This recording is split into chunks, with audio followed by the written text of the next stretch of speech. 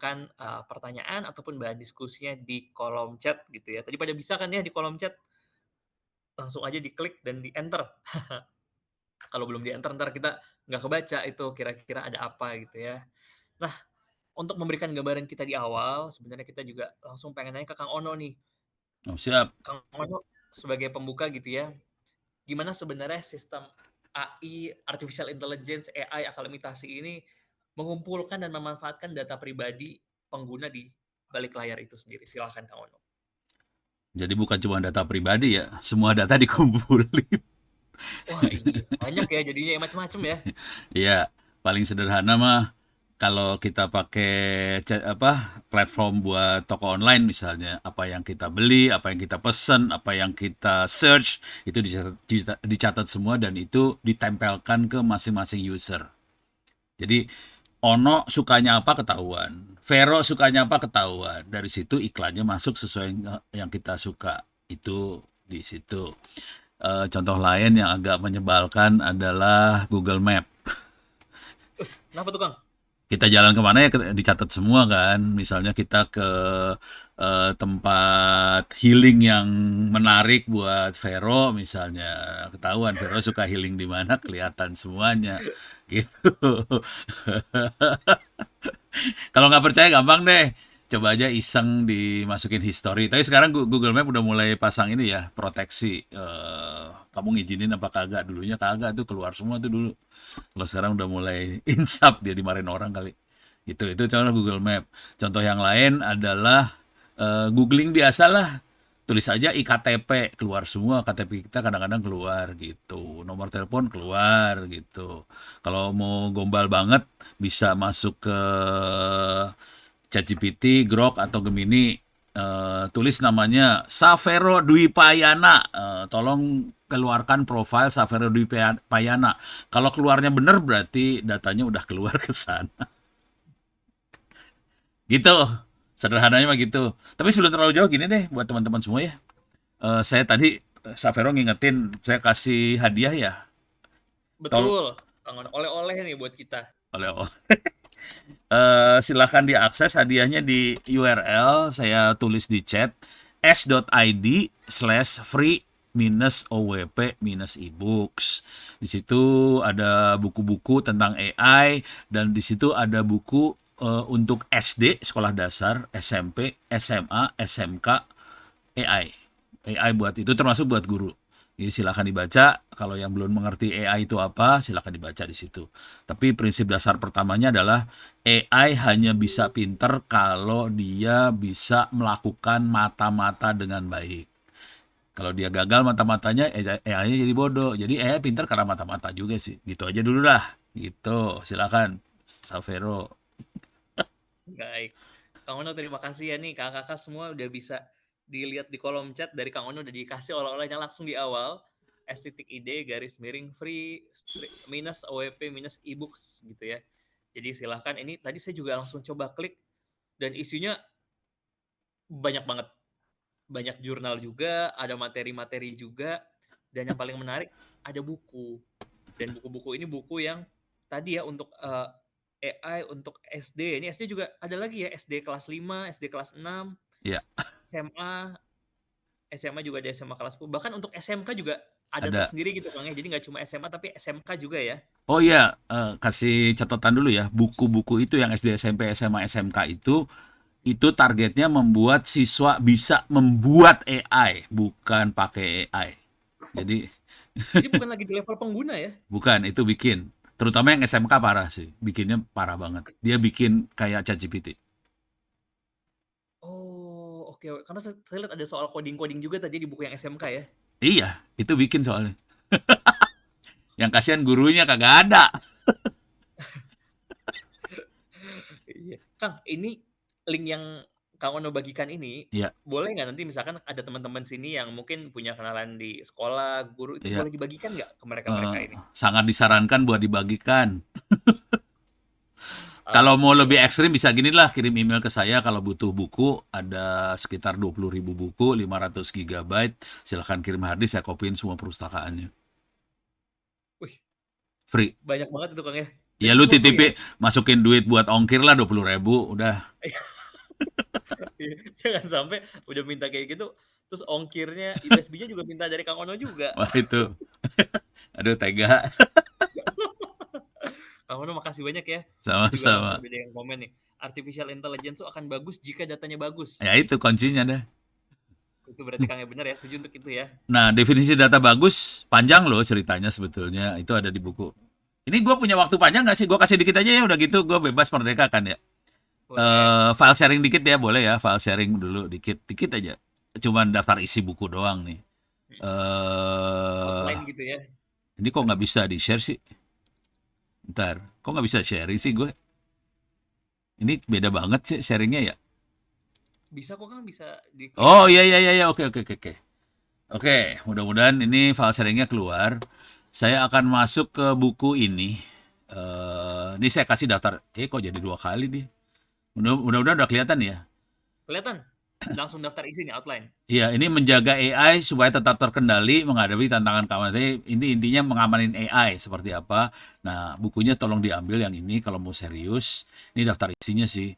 Bisa dari serangan cyber, kerentanan model, keamanan infrastruktur, pengumpulan data yang tidak transparan, pelacakan data, bias, regulasi yang berkembang, hak akses data, akuntabilitas, halusinasi, bias bahasa, penyalahgunaan. Dari banyak banget sih sebetulnya ceritanya.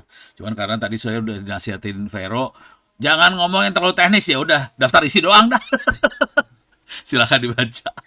Gitu, saya balikin, silakan Vero. Baik Kang Ono. Kang Ono terima kasih banyak, sharing-sharing-nya dan itu buku yang tadi juga ada gitu ya di file yang, di link yang Kang Ono share ya? Iya betul. Siap, kalau gitu Kang Onod, terima kasih dan Bapak Ibu, Kakak silakan, itu filenya linknya bisa langsung diakses dan isinya banyak banget. Jadi kalau pengen lebih paham lagi soal AI, itu link itu lebih dari cukup harusnya kalau yang udah sekilas saya juga baca baru sekilas gitu ya, karena, saking banyaknya soal itu. Dan selanjutnya kita mungkin beralih ke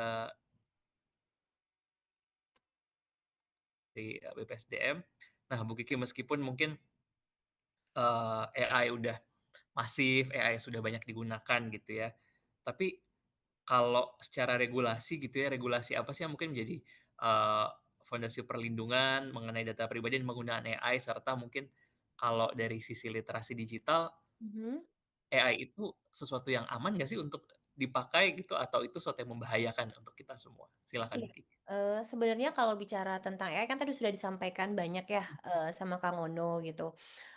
Ada positif dan ada negatifnya pasti gitu. Seperti semua histori kita akan kesimpan, di masing-masing aplikasi gitu kan, di masing-masing, platform. Recording in Di progress. masing-masing platform gitu. Nah, tetapi memang peran, Komdigi di sini seperti apa, dari sisi regulasi ya Vero ya gitu kan.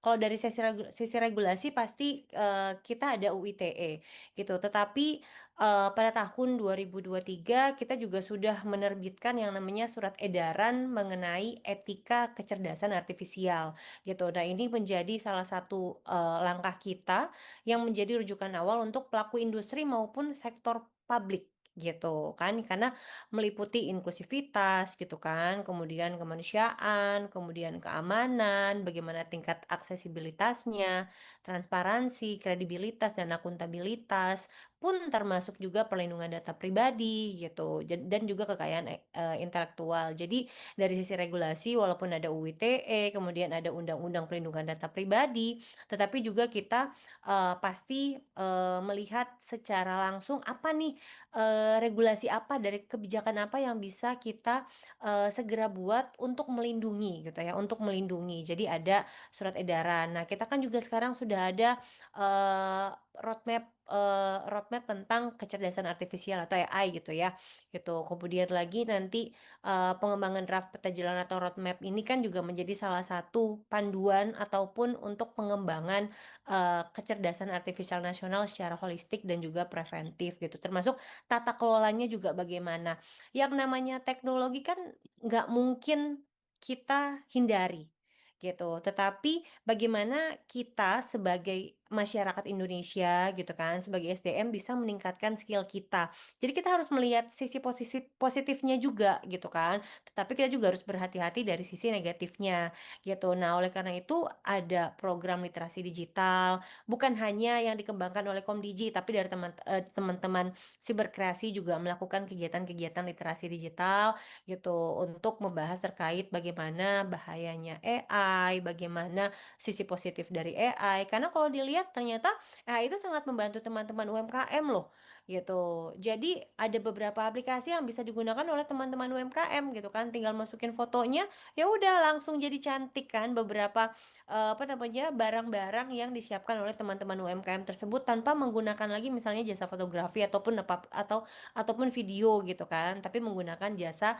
atau aplikasi dari AI. Nah, dari sisi tersebutlah, Komdiji, apa namanya, melihat bahwa ternyata, dari sisi positifnya ada, negatifnya ada, bukan hanya berbicara mengenai regulasi, tetapi kita juga menyiapkan, dari sisi program untuk mencerdaskan masyarakat digital ini, khususnya untuk teman-teman, mempelajari lagi, mengenai literasi digital dari perkembangan AI tersendiri tersebut, gitu. Kalau ditanya lagi, apa yang sudah dilakukan oleh Komdiji? Nah, kalau Komdiji sendiri kan ada program literasi digital, kemudian lagi, untuk pengembangan talenta digitalnya juga kita sudah ada gitu kan, ada Digital Talent Scholarship gitu. Nah, semua kegiatannya pun juga gratis, tidak berbayar gitu.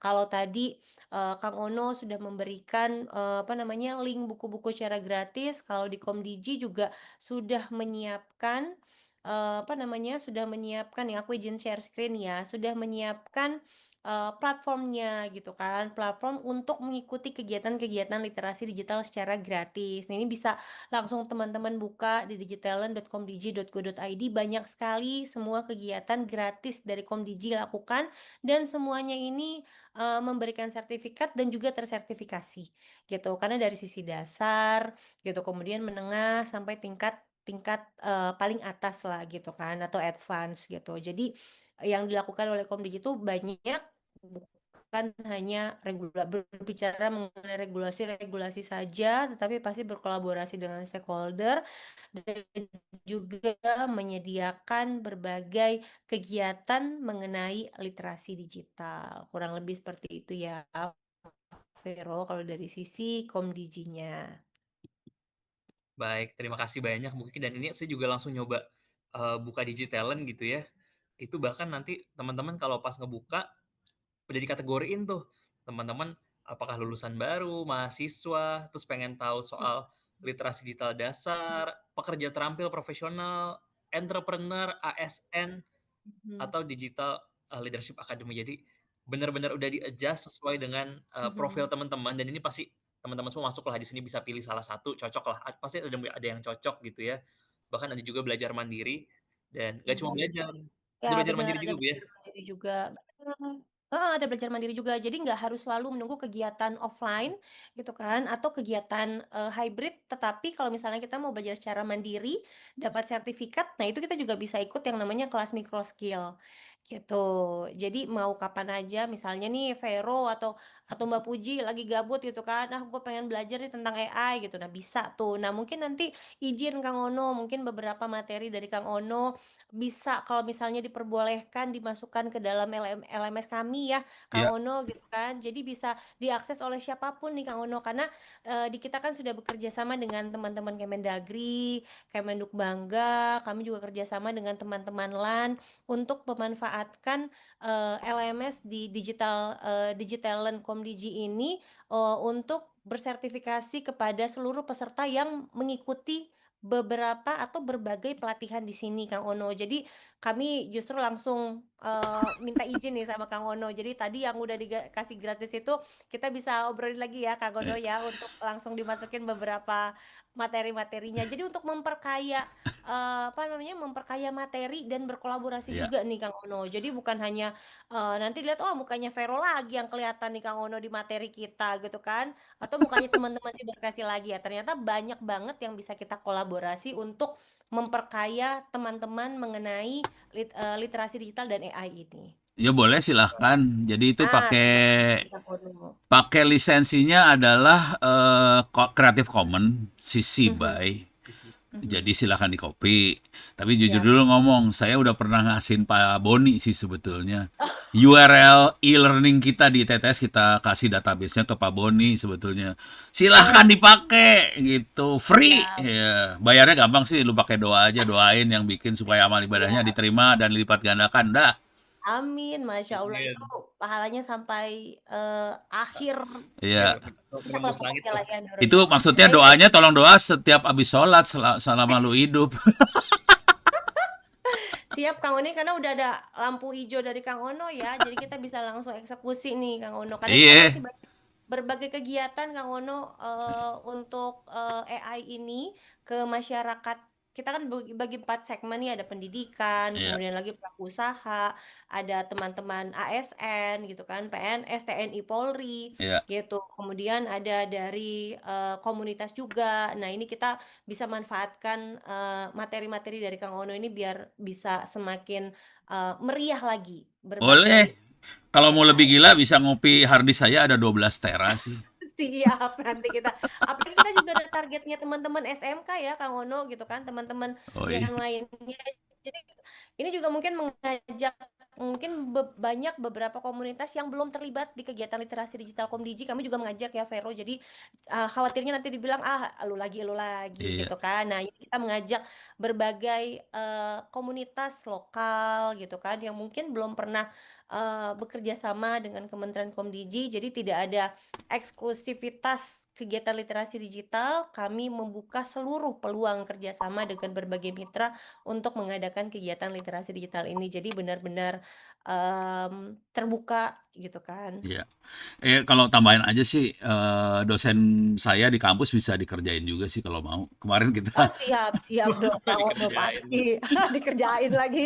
enggak Aduh, Orangnya seneng, saya dosennya mungkin takut belum. ini. biar nggak ono doang gitu, korbannya kan jadi bertambah gitu. Kemarin Siap, kita siap. ngajarin anak-anak SMK Kabupaten Bogor sih, kerjanya Dinas Kominfo Bogor sih. Jadi sampai kayak gitu. Udah turun sih.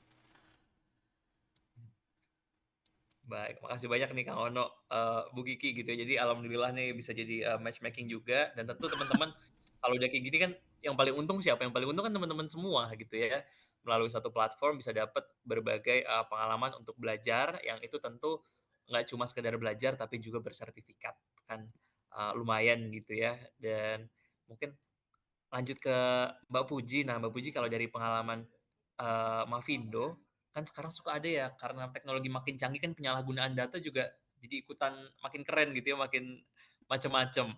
Nah, gimana sih Mbak penyalahgunaan data pribadi itu sebenarnya bisa jadi amunisi atau dipakai malah untuk nyebarin hoax, manipulasi opini publik dan segala macam. Nah, itu prosesnya seperti apa dan bahayanya gimana sih gitu ya? Silakan Mbak Puji. Ya, bener banget Mas Vero. Jadi sebenarnya, PR besar kita bukan cuma bagaimana masyarakat itu cakap ya, mengaplikasikan AI gitu untuk membantu mereka secara produktif gitu.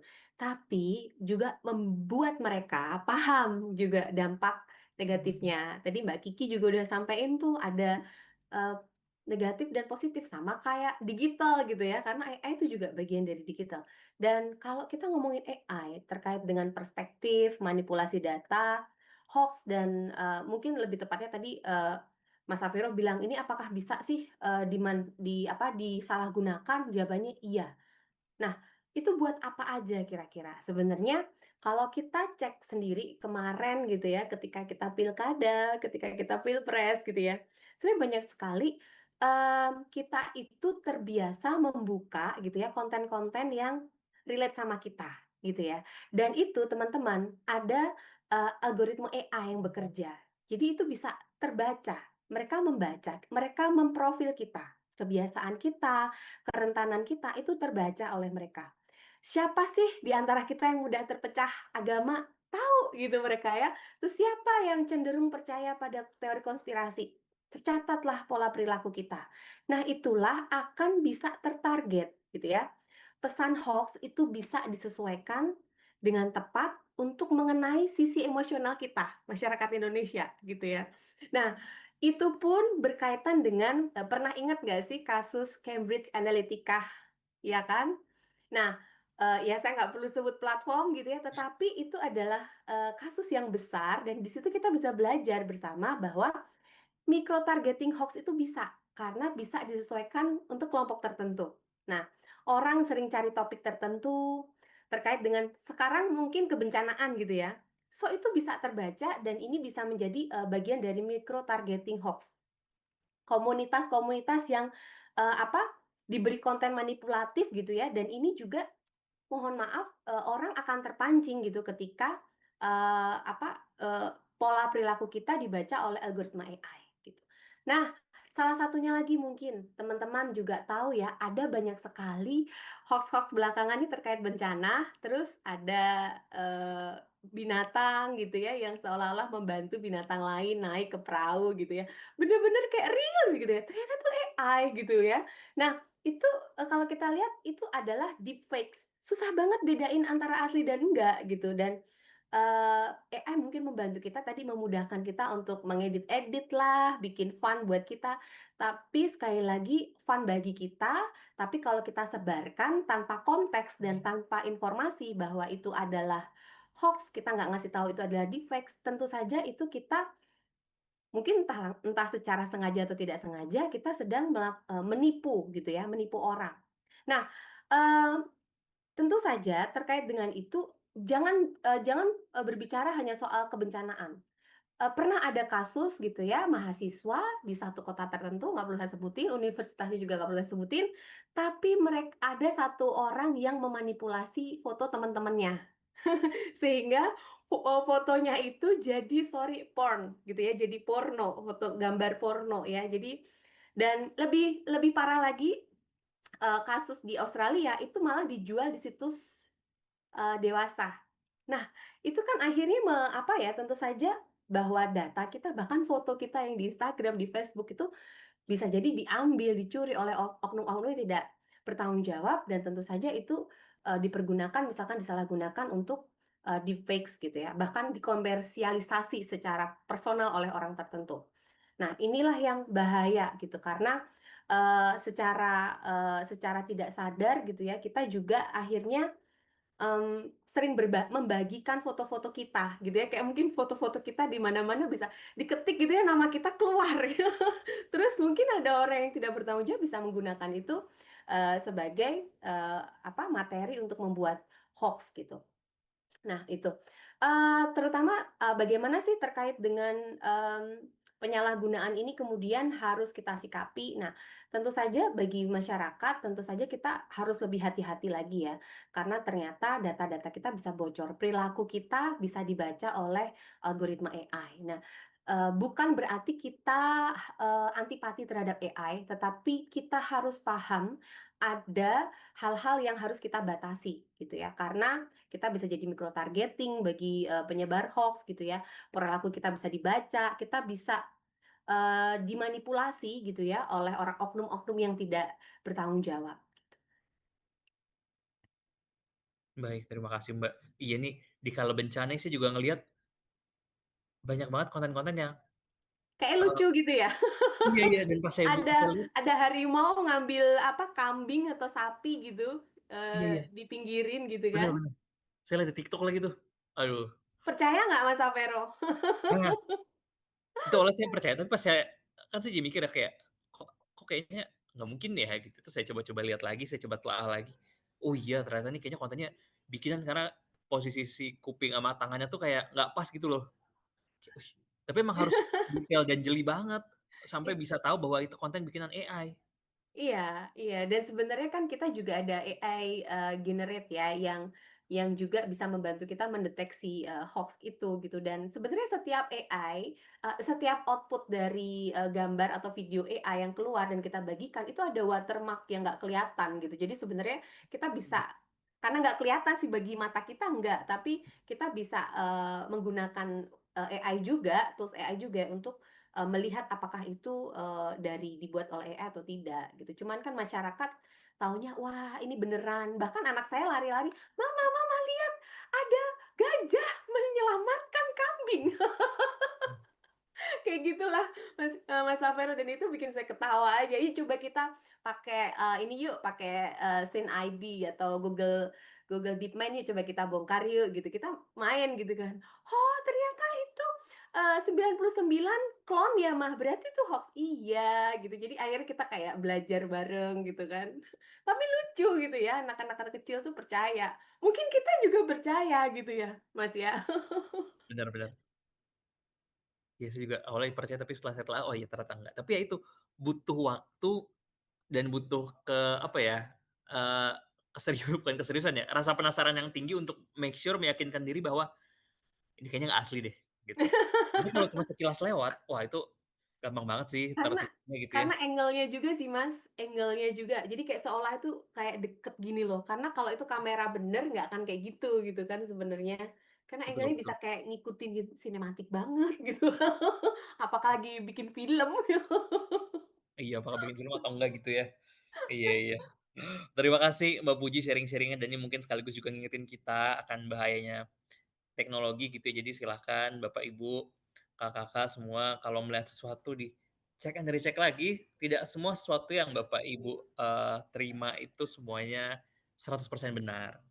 Jadi tidak ada salahnya di era teknologi yang makin canggih ini, ngobrol-ngobrolnya makin mudah, teknologi yang ngirim file semakin gampang, jadi cek-cek lagi ya, biar tidak, terjerumus ataupun terjerat dengan info-info yang Oh seperti iya, iya, sama ini Mas Safero, aku juga mau menyampaikan ya bahwa mungkin ada yang bertanya bahwa apakah algoritma itu AI gitu ya? Kadang orang kan bertanya ya, dan ada misunderstanding terkait dengan itu. Jadi tidak semua algoritma itu AI, tapi algoritma AI itu adalah algoritma pasti itu, karena ada, kalau algoritma AI itu belajar sendiri gitu ya. Kalau algoritma kan masih tradisional, dan sekarang ini kan karena AI juga sudah masuk ke platform-platform, jangan salah, mereka itu bukan algoritma biasa, algoritmanya sudah algoritma AI gitu. So, itu semakin lebih mudah mereka mempelajari kita gitu loh. Data kita itu luar biasa gitu untuk, mereka simpan, mereka pelajari. Dan kalau, teman-teman lihat gitu ya, maaf kalau buka aplikasi gitu ya, itu kan ada kebijakan privacy ya, gitu kan, ya. Kebijakan privacy itu kadang kita anggap normal gitu, dan kita skip gitu, padahal di situ tertulis, meminta data lokasi kita, meminta data, mungkin email kita atau dengan kontak kita maybe, dan kita karena banyaknya kita skip gitu. Cuma masalahnya seluruh penyelenggara atau platform-platform itu tidak melaporkan kepada kita apa yang sudah mereka ambil dari kita. Nah ini nih, jadi, peran peran apa, peran penting antara masyarakat, pemerintah gitu ya, NGO-NGO juga, dan, platform bisa mengadvokasi ini supaya ada transparansi data. Sehingga kita tuh ngerti sebenarnya apa sih yang kamu ambil dari saya, gitu loh. Terus ada lagi, sekarang kan sudah tren ya Mas, kalau misalkan kita lihat konten, kemudian konten ini disarankan oleh Anda karena melihat, perilaku algoritma Anda. Sekarang di sebuah platform itu sudah bagus menurut saya, karena terus kemudian ada bertanya, "Apakah Anda akan tertarik ini, urungkan, atau iya atau tidak?" Gitu ya. Itu sudah bagus menurut saya, karena, mereka memberitahu kita bahwa ada konten-konten yang disarankan ke kita karena membaca algoritma kita, gitu ya. Itu sudah bagus, karena dulu enggak gitu loh, Mas Safero. Jadi penting bagi, sebuah platform, untuk memberitahukan itu kepada masyarakat, kepada kita sebagai pengguna, gitu. Jadi jangan hanya, "Oh kamu kan udah make gitu kan, platform kita, ya udah suka-suka kita datanya gitu, nggak perlu ngasih tahu ke kamu," gitu. Nah itu yang jangan sampai itu keterusan gitu. baik. Terima kasih banyak Mbak Puji udah, ngingetin juga gitu ya soal ini, dan selanjutnya mungkin kita kembali lagi ke Kang Ono gitu ya. Kang Ono, kira-kira Kang Ono, langkah teknis apa yang paling realistis gitu ya, apa yang bisa dilakukan oleh masyarakat, oleh kita semua di sini, untuk kita seenggaknya kita melindungi privasi digital kita dulu deh sendiri gitu. Ya termasuk mungkin kalau ada prinsip privacy by design atau, hal-hal sejenisnya gitu. Silakan Kang Ono. Waduh, ini masalah budaya, aduh, pusing jawabnya. Mhm, Inti yang paling sederhana mah, kita mulai dari kitanya jangan sharing hal yang sifatnya pribadi. Tapi jujur itu nggak gampang, gampang ngomongnya, prakteknya susah. Karena saya juga suka dimintain, "Pono minta KTP-nya, minta NPWP." Ya kepaksa gue kasih ya. Terus Betul, benar. kalau orangnya datanya bocor kan gue yang tewas ya. Ya ya udah itu nasib dah. Sampai mahasiswanya Ono aja kemarin ngasih, "Pak, ini," dia masukin dalam amplop ya. "Ini Heeh. saya punya hasil kerjaan saya." Dia cuma nulis angka. Pas gue lihat kurang ngajarin nomor KTP gue yang ditulis. Jadi gimana orang KTP gue emang bocor, semua pada tahu mau diapain ya. Jadi ya kita usaha aja sih. Cuman itu yang satu. Yang kedua, ini yang dipraktikin sama teman saya nih. Jadi Gildas itu kita kan sering telepon sama orang buat nawarin apa segala macam. Kalau teman saya Gildas itu cara ngomongnya gini, Anda dapat nomor saya dari mana? Ditantang tahu. Karena Anda melanggar Undang-Undang Perlindungan Data Pribadi. Sebutin Anda dari mana? Kabur langsung yang nelpon. Jadi perlindungannya pakai gertak juga sih kadang-kadang gitu. Jadi sederhananya sih kira-kira kayak gitu sih. Tapi kalau mau jujur sih, yang agak fatal di kitanya ini nggak tahu buat Mbak Kiki kali ya atau Komdiji lah. Yang ada kan untuk etika supaya platform menjaga privasi orang lah, kira-kira AI buat jaga privasi orang yang ada kayak gitu. Masalah paling besarnya adalah kita harus ngaudit sebetulnya ke dalam platformnya. Apakah betul-betul privasi kita dijaga? Misal nama-nama kita dijadikan anonimus, terus misalnya yang sifatnya pribadi di-encrypt di dalam data-data mereka. Nah itu harus diaudit ke dalam sih, jadi nggak bisa pakai himbauan aja sih sebetulnya, dan itu nggak gampang. Kira-kira itu dulu deh. Baik, Kak. Berarti ya satu hal sebenarnya karena jadi budaya ini jadi ya jadi lebih sulit gitu Kang ya mengatasinya. Iya, kita usaha bersama lah, mudah-mudahan lebih bagus. Ini pertanyaan banyak banget, stres-stres pertanyaannya, buset. Tapi emang maksudnya Kang Uno memang kalau misalnya tadi Kang Uno bilang, memang harus apa namanya istilahnya ya Vero, Mhm. harus Ya, kerjanya tuh bareng-bareng gitu Iya, kan. Dari pemerintah tuh nggak bisa cuma ngeluarin regulasi gitu kan, tetapi tidak ada dukungan dari, masyarakat lainnya gitu. Pemerintah mungkin ada regulasi, kemudian ada program gitu kan.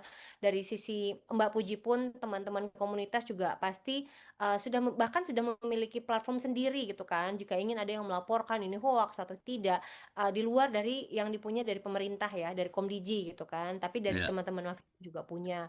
Nah, tapi kan kita juga harus berkolaborasi dengan teman-teman dari, sektor akademisi seperti Kang Ono gitu kan, iya, yang memang bisa benar-benar memahami dari sisi teknisnya sendiri, gitu. Karena kalau berbicara mengenai AI ini harus ada sisi teknisnya ya, Kang Ono ya, sangat. gitu.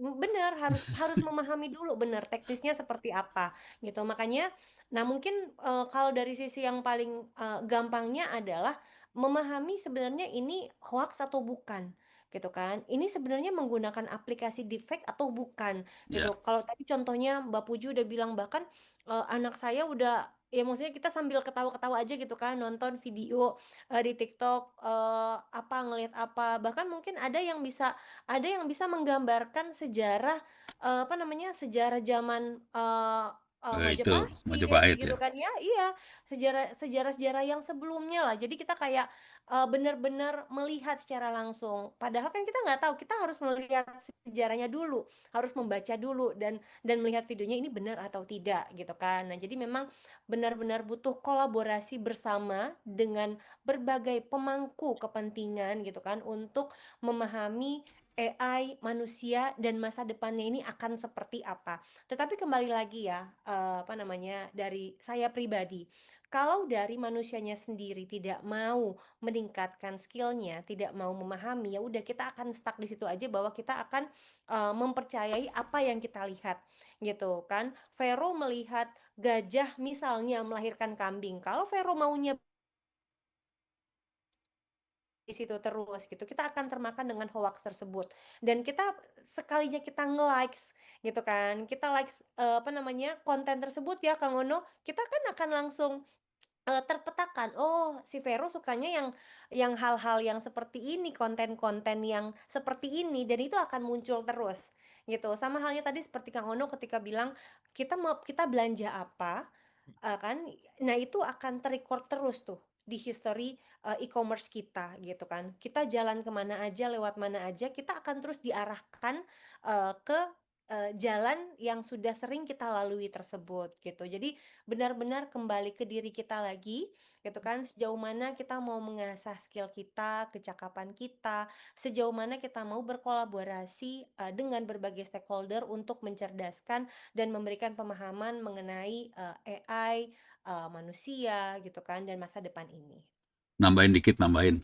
Ya, ya. Mudah-mudahan Gimana, Kang? dikit, mudahan dikit. Banyak boleh loh, Kang. Jangan, jangan, Iya benar tuh kata Mbak Puji, banyak boleh. Benar, jangan, banyak jangan, juga jangan. boleh. Ayo silakan Tapi poinnya Mas. kira-kira gini, poin-poinnya gini kira-kira. Kalau kita jadi dokter kan ada dua cara mengatasi satu masalah ya. Bisa kuratif, kuratif berarti udah kejadian terus kita cari solusi. Atau preventif, sebelum kejadian kita cari solusi.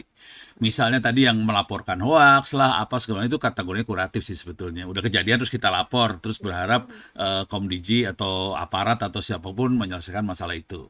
Tapi udah kejadian kan, luka udah terbuka gitu kan, nggak lucu kalau udah segitu. Nah, yang pengen saya usulkan sebetulnya kalau bisa bentuknya preventif. Preventif itu urusannya audit sih sebetulnya. Nah, itu belum ada nih. Belum ada yang kepikiran audit. Kebanyakan kuratif semua nih. Udah kejadian baru kita cari solusi. Yang berabe urusannya, udah luka, udah potong, udah apa kan nggak enak.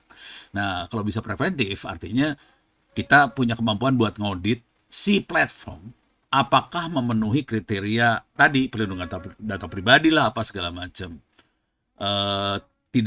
Tidak ada sanksi ininya ya, tidak ada sanksi hukumnya misalnya karena dia belum melakukan sesuatu kejahatan ya. Tapi dari situ kan kita bisa tahu, oh Anda ini datanya kebuka loh, kalau bocor masalah nih gitu. Tolong data ini di-encrypt, tolong diapain. Nah, kalau gua pengen sarannya ke arah situ sih, preventifnya. Kalau jangan sampai udah kejadian baru kerjain, nggak lucu gitu aja sih. Jadi yang Iya. penting juga mencegah supaya nggak kejadian gitu ya. Ya, termasuk audit buat cyber security-nya lah, apa diaudit juga semua, supaya jangan sampai kejadian gitu. Nah, kalau dibaca di buku-buku saya, kebanyakan yang preventif sih. Kuratifnya gue nggak terlalu, karena udah tahu teman-teman pada banyak ke kuratif soalnya. Baik, makasih Kang udah diingatin untuk itu gitu ya. Dan sekaligus mungkin nyambung juga nih ke Mbak Puji. Nah, Mbak Puji, gimana sih kita bisa mengedukasi publik gitu ya? Mungkin teman-teman Mafindo juga ada pengalaman ini, mengedukasi publik tentang risiko privasi gitu ya, tanpa ngebuat mereka jadi takut atau malah jadi nggak mau pakai teknologinya gitu ya. Kan soalnya juga dibilang di awal bahwa teknologi itu kan bukan sesuatu yang bisa kita hindari ya, kita harus adapt dengan itu gitu dan mau nggak mau itu menjadi keseharian kita juga gitu. Jadi silakan Mbak Puji. Oh ya. Jadi kalau kita memberikan edukasi itu ya Mas ya, mungkin ini juga bagian dari PR bersama. Edukasi itu kan selalu seolah-olah kita menggurui gitu ya, kita pinter gitu ya, kalian enggak gitu. Nah, ini yang sering kita jadi, apa ya, PR adalah gimana edukasi kita ke masyarakat itu fun, Ya, gitu. Salah satunya makanya kemarin kayak misalkan kita, ada gimmick-nya gitu ya, sesuatu yang itu, lucu, bikin mereka tergelitik, tapi kita juga menyampaikan bahwa sesuatu yang lucu ini, bagi Anda lucu karena Anda tahu ini adalah palsu, gitu. Tapi bagi orang-orang, ini enggak, bagi orang-orang dianggap benar. Dan sebenarnya sesuatu yang salah dianggap benar dan itu ketika mereka tidak dikasih tahu, itu kita membiarkan mereka tersesat. Itu konteksnya. Sehingga ketika, edukasi kita selalu menunjukkan, gambar-gambar atau video yang menarik terlebih dahulu, atau mungkin kita menggunakan board game gitu ya. Karena, yang namanya materi itu sekarang bukan lagi bentuknya poin-poin yang sangat straight gitu ya. Mungkin kalau, Kang Ono di kelas, eee, kampus biasa nggak apa-apa. Kita yang edukasi ini masyarakat, umum gitu ya, kadang ada ibu-ibu gitu, kita pernah edukasi ibu-ibu, maaf bukan ibu, guru-guru TK itu pernah kita edukasi, melalui program AI Go to School gitu ya, karena yang kita sasar adalah guru-guru untuk guru pemanfaatan TK ya? AI. Guru TK, iya. Guru SMP, SMA juga, tapi saya pernah waktu itu jadi trainer guru TK, sehingga bahasa-bahasa saya juga harus bahasa yang mudah untuk mereka pahami, gitu, mudah untuk mereka mengerti, gitu. Eee eee, Kemudian kita ajak mereka untuk bermain, tools-tools AI yang menarik. Oh, ini cara membuat, materi ajar dengan gampang gitu ya. Bahkan kita bisa menggunakan tools gitu ya tertentu kayak Napkin AI, terus ada banyak lah itu, bisa ditambahkan foto, bisa dibikin bagan, diagram gitu. Itu kita, ajarin mereka dulu untuk mengelaborasi sisi kreatif gitu, Mas Safero. Nah dari situ kemudian kalau udah, "Oh seru ya, asik ya," baru kita ngomong soal keamanan digital gitu. Keamanan digital itu juga berkaitan dengan bagaimana Anda-Anda semua ini datanya bisa dipergunakan untuk penyalahgunaan. Nah karena bukan cuman, digital aja gitu ya, data itu bukan disalahgunakan dalam platform digital, tapi AI pun sama. Nah kita akan sampaikan studi case, studi kasus yang sudah ada gitu ya untuk kita breakdown. Tapi ya ditangkap, tapi diproses gitu. Cuman jangan sampai di antara kita jadi pelaku, jadi korban gitu ya. Jadi teknik storytelling menggunakan board game dengan LMS mungkin juga gitu. Kebetulan ada 3 program sekarang yang lagi jalan di Mavindo itu AI Go to School, AI Ready, sama Next Gen AI gitu. Dan memang mungkin, target atau end beneficiaries-nya kita beda-beda, tetapi intinya sama, kita ingin ngasih tahu ke, end beneficiaries itu bahwa AI itu enak banget, menarik banget, membantu produktivitas kita. Tapi ingat, critical thinking-nya jalan gitu ya. Kita juga jangan 100% mengandalkan AI gitu ya, karena AI juga, maaf kita juga harus sampaikan bahwa ketergantungan terhadap AI itu juga tidak baik buat kita gitu. Terus juga terkait dengan keamanan digitalnya. Kurang lebih kayak gitu sih, Mas Safero. Jadi nggak mau nakut-nakutin lah kita. Kita mau bikin kita semua fun gitu ya. Yang penting kita sama-sama mikir ya, walaupun AI udah bantuin kita mikir gitu. Bener. Setuju untuk itu. Terima kasih banyak Mbak Puji, dan selanjutnya kita langsung ke sesi tanya jawab karena pertanyaan udah lumayan banyak, dan terima kasih juga Kang Ono, aku lihat udah lumayan jawabin juga ya pertanyaan di kolom chat nih ya, karena lumayan banyak juga. Dan ini mungkin pertanyaan pertama yang bisa kami coba cek dan bacakan. Ini pertama untuk Kang Ono dulu ya. Ntar kalau Mbak Kiki atau Mbak Puji mau menambahkan juga silahkan gitu ya. Ini dari Army Yunaldi. Selamat malam, izin bertanya, apakah setiap produk AI yang digunakan akan meninggalkan data atau jejak penggunanya? Lalu Bukan? bagaimana lebih bijak produk AI yang meninggalkan data atau jejak pengguna tersebut? Adakah tips dalam produk AI tersebut agar mengurangi meninggalkan jejak atau data dari pengguna? Mohon penjelasannya. Iya. Jadi ini semacam eee, iya, kalau kita pakai AI ada jejaknya apa enggak, dan ini kayaknya orangnya pengen supaya kalau pas nanti pakai AI, jejaknya bisa nggak kelihatan gitu, nggak ada lagi gitu ya, atau diminimalisir. Silakan Kang Ono untuk itu. Jadi kalau baca di buku yang saya kasih itu ya, buat ngamanin AI sebetulnya harusnya ada fitur di mana user bisa minta datanya dibuang dari AI, dari data training AI tersebut. Jadi sebenarnya itu hak pengguna kayak gitu. Tapi itu yang bisa enforce kan regulator ya. Kalau Ono kan penjahat, jadi nggak bisa enforce seperti itu. Jadi sebenarnya fitur itu sebenarnya bisa dimintakan. Konsekuensi di sisi platform, kalau itu di enforce, dikerjakan, mereka harus retraining data trainingnya dia berkali-kali kalau ada request seperti itu. Jadi agak ngerepotin mereka juga sih sebetulnya. Itu bisa kalau regulatornya enforce, cuman wanti-wanti dari kitanya ginilah, kalau sederhananya mah ya udah kita bikin proteksi diri sendiri aja, kita jangan posting yang macam-macam ke sebelah sana. Karena data kita pasti disimpan lah sama mereka. Nah, kalau mau aman, dan ini kebetulan saya banyak ngasih workshop buat teman-teman di TNI, ya gitulah, kementerian lembaga segala macam. Nah, itu kita ngajarin bikin AI sendiri akhirnya.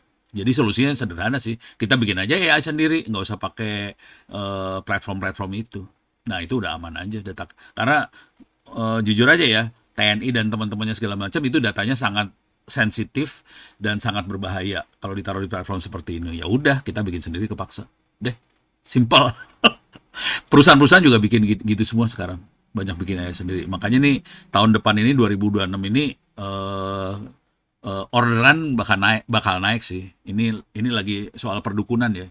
Nanti tahun 2026 kerjaan apa yang oke banget? AI. Gitu kira-kira. Pekerjaan yang oke soalnya ini maksudnya membuat AI-nya kah Kang Ono atau jadi Pengguna data AI, annotation atau apa? dua-duanya sih. Bikin AI kerjaan bejibun, pakai AI juga kerjaan bejibun. Ini contoh ya, contoh real aja nih ya. Kemarin saya di Sumedang ketemu sama 300 UMKM. Oh, Ada beberapa UMKM yang penghasilannya satu M per bulan. Mereka requestnya gini aja, Pono, kita harus ngerespons pertanyaan orang-orang lewat WhatsApp nih. Kalau yang responsnya manusia, kita udah mulai nggak sanggup. Karena orderan udah banyak banget, kita nggak sanggup kalau manusia. Bisa nggak dibikinin AI yang respons WhatsApp-nya? Ya bisa kita bikinin. Lu sekarang hitung-hitungan bodoh aja ya. Hari ini ada 60 juta UMKM di Indonesia. Kita nggak akan minta duit dari 60 juta lah. Misalnya dari 0,1% aja. 1% juga udah banyak ya. Berapa ratus ribu UMKM. Misalnya 600 ribu UMKM. Terus kita bikin service dengan biaya misalnya 10.000 per UMKM. Udah tuh, berapa? Hitung aja, udah M itu dapatnya. Gitu. 10.000 perak. Bikin service WhatsApp aja. Keren, asli. Kenceng duitnya. iya. Dengan modal segitu terus kalau kliennya banyak kan lumayan juga Kang ya. Iya, targetnya nggak usah perusahaan gede lah, perusahaan kecil. Banyak, UMKM ya asli. UMKM gitu ya. Iya, banyak banget ini sekarang. Baik, baik. Terima kasih banyak Kang Ono gitu ya. Dan ini kalau saya baca-baca tadi juga ada yang cerita nih ya Mbak Elvi dari FKWI scamming mendapatkan gift dari artis dan suaranya mirip juga. Terus ada juga yang foto keluarganya yang suaranya juga sama dengan yang memakai AI yang sangat meresahkan marak penipuannya. Memang kita harus mengedukasi buat masyarakat dari literasi AI.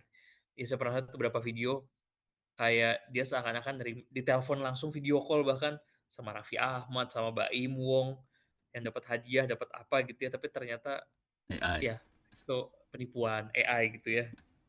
Dan kalau orang yang mungkin belum terlalu paham, belum belum mendapatkan edukasi soal itu bisa jadi ya percaya. Iya.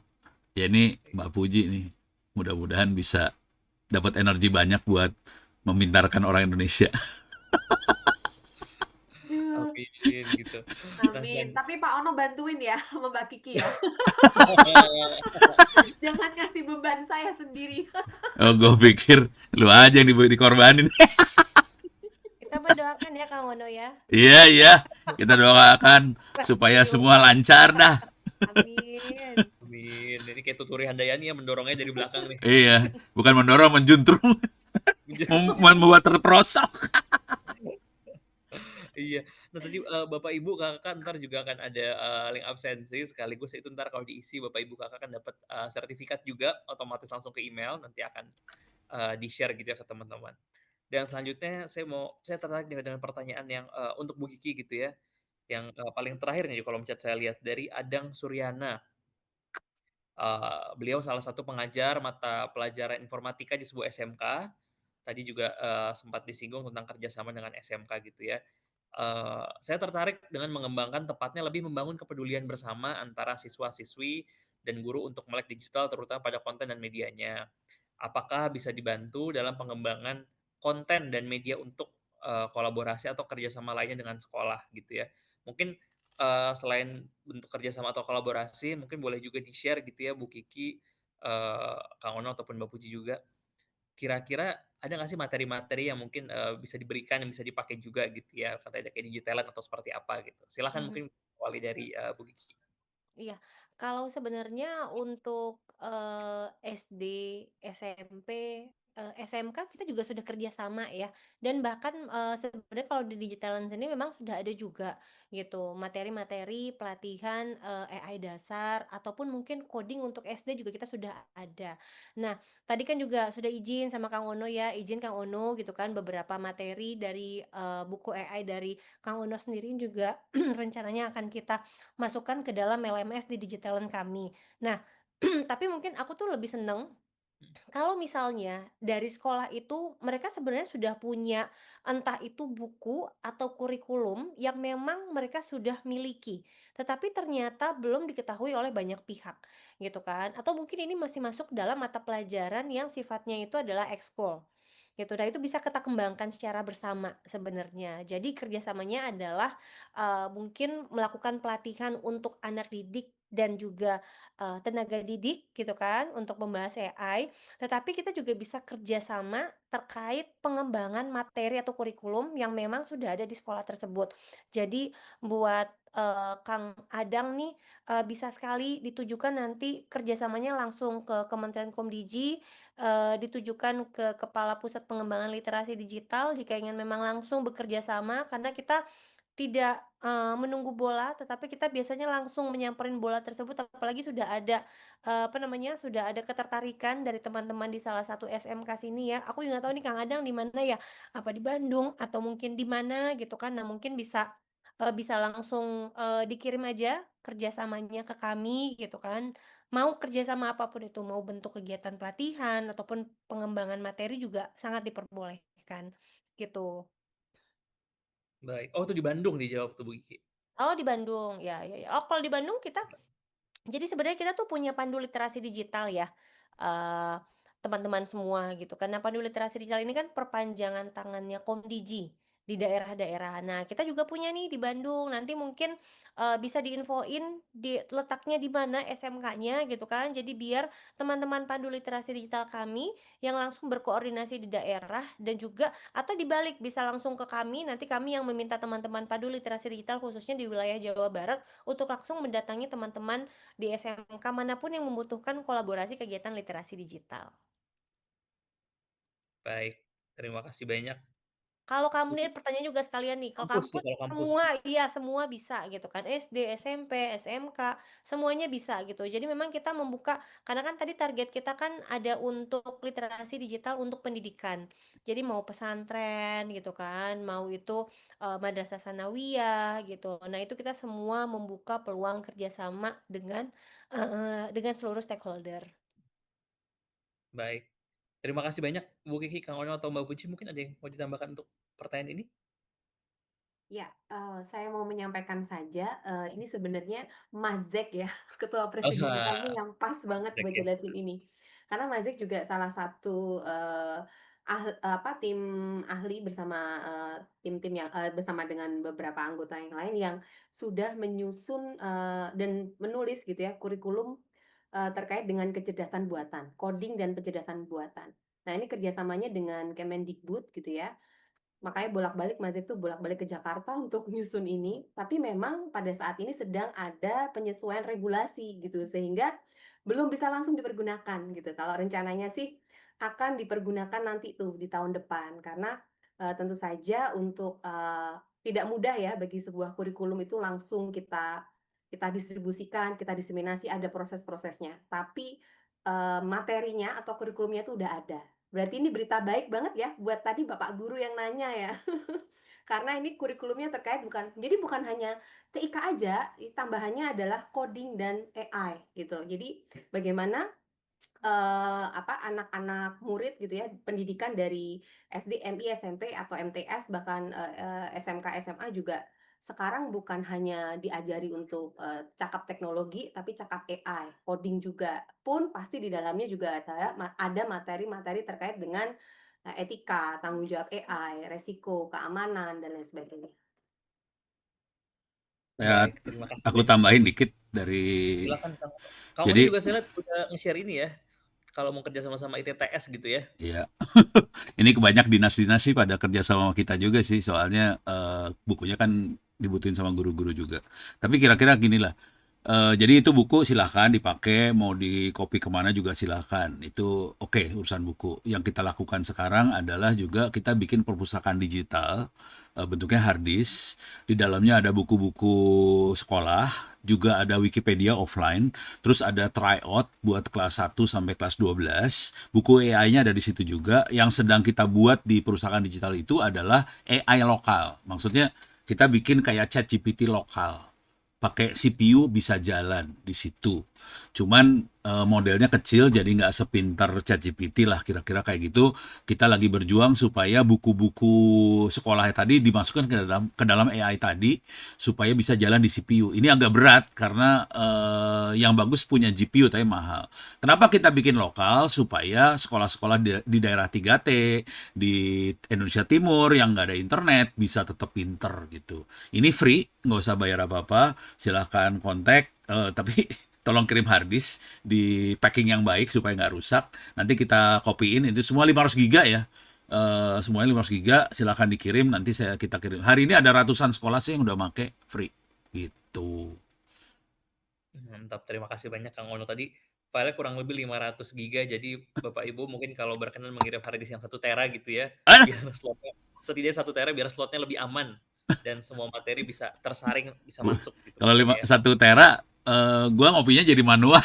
Kalau 500 giga cuman cloning hard disk doang. Oh, kalau yang hard disk 500 berarti ya? Jangan dinaikin, buyang kepala saya. Iya, baik berarti yang 500 Bapak Ibu dan tadi juga saya juga ngelihat di kolom chat ada kalau dengan ITTS bisa email ke Kang Ono langsung nih, Boleh. ono@itts.ac.id atau Ya, via web itts.ac.id gitu ya. Jadi terima kasih banyak Kang Ono sudah berkenan juga untuk sharing ini gitu ya. Dan untuk pertanyaan selanjutnya dari Yanuar Tri Aditya gitu ya. Untuk Mbak Puji. Izin bertanya Mbak Puji, menurut Mbak Puji bagaimana seharusnya kami sebagai mahasiswa dan juga Gen Z dalam memanfaatkan teknologi AI ini nih untuk membangun kompetensi dalam jangka panjang serta mengembangkan soft skill dan hard skill, utamanya untuk meningkatkan literasi digital kita sehingga bisa membedakan mana yang fake, mana yang real, mana yang asli, mana yang palsu gitu ya, agar dapat terhindar dari scam, hoax yang makin kesini makin meresahkan, terutama akibat deepfake AI ini. Silahkan Mbak Puji. Wah, pertanyaannya berat ya. Karena Hmm. salah jawaban masa depan kita hancur. Gimana untuk Gen Z gitu ya, kira-kira tipsnya apa gitu kan Mas Avero? Kalau saya sih melihat bahwa Gen Z ini adalah generasi yang lebih peka dengan perubahan gitu ya, dan saya yakin bahwa, teman-teman Gen Z itu sendiri juga sekarang dalam mode pembelajar yang cepat, gitu. Jadi saya sebenarnya tidak terlalu khawatir gitu dengan teman-teman Gen Z dalam, kecakapan AI-nya. Jadi dikasih tahu sebentar gitu, kita sempat pelatihan gitu di 5 kota, dikasih tahu sebentar langsung set set set tanggap gitu ya. Tugas semua tuh, 99% naik semua, masuk semua gitu. Pas pelatihan kemarin tuh ada Mas Doni juga datang gitu ya, di situ, eee, ketika teman-teman CSO juga ketika dikasih literasi AI mereka 100% itu bisa mengerjakan. Dan dari hari pertama, hari kedua 100% nggak ada yang berkurang. Jadi antusiasnya tuh sangat lagi, apa ya, lagi tinggi-tingginya gitu, anak-anak muda. Bahkan mungkin, kalau Mas Doni bukan anak muda lagi.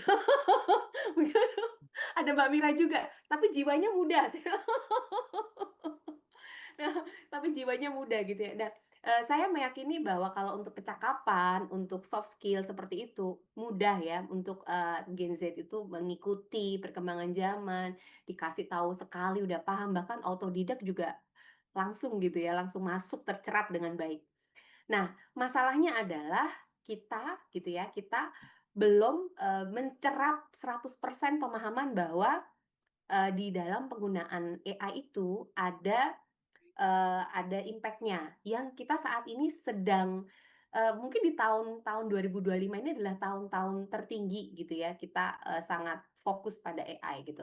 Kita tunggu deh sampai 5 tahun ke depan, 10 tahun ke depan gitu. Apakah kita, eee, sudah merasakan impact positif yang jangka panjang gitu? Karena kebiasaan dalam menggunakan AI, mungkin saya nggak tahu di Pak Ono kampusnya gimana, itu di beberapa kampus di luar negeri itu ada regulasinya. Jadi ada kampus-kampus gitu ya yang kalau pakai AI itu boleh bebas, tapi ada yang nggak boleh. Dan ada kampus yang ada regulasi. Jadi, pakai AI untuk, ngedit boleh, enggak boleh gitu. Jadi, saya kemarin ngobrol gitu sama teman SafeNet gitu ya, "Mbak, saya keluar dari, universitas di Australia itu nggak boleh banget ada kampus yang pakai AI. Begitu ketahuan pakai AI, keluarin." Tapi ada yang sudah, sesuai dengan perkembangan, jadi kampus-kampus tuh punya regulasi masing-masing. Nah, kita sendiri gitu ya, kita sendiri belum mungkin gitu ya di Indonesia.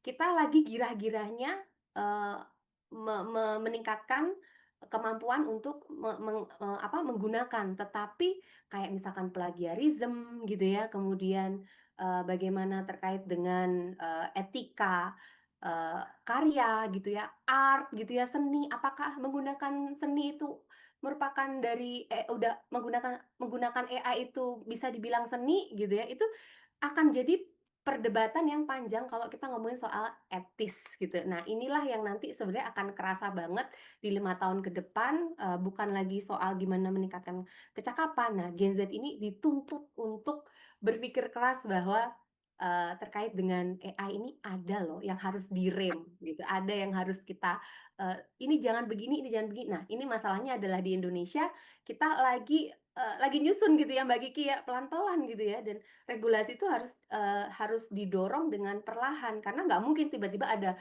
hype AI terus kemudian, pemerintah langsung bikin gitu, pasti ada kajian-kajiannya. Nah, inilah PR-nya. Apakah ketika Gen Z ini sudah sangat masifnya menggunakan dan tingkat kecerdasannya apa mungkin, sudah makin canggih gitu, kemudian tiba-tiba ada regulasi yang di 5 tahun ke depan, itu pasti akan ada perubahan perilaku yang akan kentara banget gitu. Nah, itu PR kita, bukan cuma Gen Z bisa enggak, kemudian masa depan mereka bagaimana, bukan. Tapi kita harus bisa memberikan batas-batas, mana yang boleh, mana yang enggak, 5 tahun ke depan, bagaimana, aplikasi terhadap, jurnal misalkan, bagaimana dengan, apakah, kita boleh bikin, eee tulisan di artikel, di media dengan menggunakan AI. Nah, itu akan menjadi, pembicaraan lagi terkait dengan salah satunya publisher right dan lain sebagainya. Itu kompleks banget dan itu PR kita bareng untuk kita pelan-pelan diskusikan, pelan-pelan teman-teman Gen Z kita ajak untuk ngobrol. Karena mereka ya yang nanti jadi, pemegang estafet kepemimpinan gitu kan. Kita mungkin udah, pensiun ya. Saya akan bertani dan bercocok tanam di mana lah. Pulang kampung ya mungkin. Aduh, gue nambahin dong dari perspektif kampus nih. Silahkan Kang Ono. Iya. Ini kalau di kampus kita di ETTS kita sangat mengencourage orang buat pakai AI. Tapi cara ngeceknya gampang sih. Cara ngeceknya suruh anaknya presentasi di depan. Selesai. Mmm. Kalau dia nggak ngerti, udah matang dah lu. Jadi kita nggak, lu pakai AI, makanya silahkan. Jadi laporan makanya silahkan. Kita nggak akan baca, lu presentasi. Selesai, langsung beres urusan. Sesederhana itu sih, gitu sebetulnya. Cuman jujur, AI sangat membantu pada saat kita bikin paper jurnal yang tadinya bulanan nulisnya. Saya bisa nulis dalam waktu 3 hari gitu, dapat selesai paper jurnal. Soalnya otak kita kan lambat sebetulnya ya. Kalau dibantu aja jadi cepat semuanya. Tapi tetap kita jadi quality control sih, gitu. Iya. Yang perlu di training kemampuan quality control manusianya sih. AI membuat proses cepat, tapi dia bodoh. Dia nggak bisa ngontrol kualitas sih. Jadi ya kita yang jadi kontrol kualitasnya, itu aja sih. Ini sedikit ini ya. Kan itu buku-buku udah kelihatan di s.id itu ya. Betul Kang Ono, pasti buat ide Silahkan kelas. dicek di Turnitin lah. Tingkat Wih. plagiatnya berapa persen. Wis, berapa persen tuh Kang Ono? Kemarin anak-anak, asli kemarin anak-anak DPR RI sih. Anak-anak IT-nya DPR RI ngecek ke Turnitin. Nggak sampai 10% mereka. Oh, ya betul. Jadi kecil. Sedikit banget. Kalau kita promnya jago ya, maksudnya kita promnya bener dan kita itu bener semua ya udah kecil. Gitu. Saya Baik. Kang Ono, Mbak Puji, Mbak Kiki terima kasih banyak gitu ya dan alhamdulillah ini jadi dapat banyak insight gitu ya dan tadi untuk 3 penanya terpilih Army Yunaldi, Adang Suryana, Yanuar Triaditya, silahkan nanti bisa di-screenshot, chat yang kalian, kirimkan di kolom chat, lalu dikirimkan melalui DM ke @siberkreasi, ke Instagram @siberkreasi gitu ya, untuk nanti bisa di-follow up dan mendapatkan hadiah dari, kami gitu ya, dari teman-teman, penyelenggara, yaitu, saldo elektronik sebesar 100.000 kalau tidak salah gitu ya. Jadi silahkan nanti bisa langsung di-screenshot yang chat yang teman-teman kirim, lalu disampaikan ke DM Siberkreasi gitu. Dan untuk acara hari ini, nah ini langsung muncul. Sudah disampaikan tadi kan dapat sertifikat gitu ya. Ini di kolom chat udah ada, link yang teman-teman bisa isi, link Google Form silahkan diisi. Pastikan namanya sesuai dengan yang memang apa yang pengen tertulis di sertifikat. Nanti kalau sudah diklik kirim, sertifikat akan secara otomatis dikirimkan ke email teman-teman masing-masing. Gitu ya, mungkin bisa ditunggu paling lama 7 hari lah gitu ya. Silakan bisa dicek secara berkala di inbox, spam, atau junk. Siapa tahu nyangkut ya, nyangkutnya nggak di inbox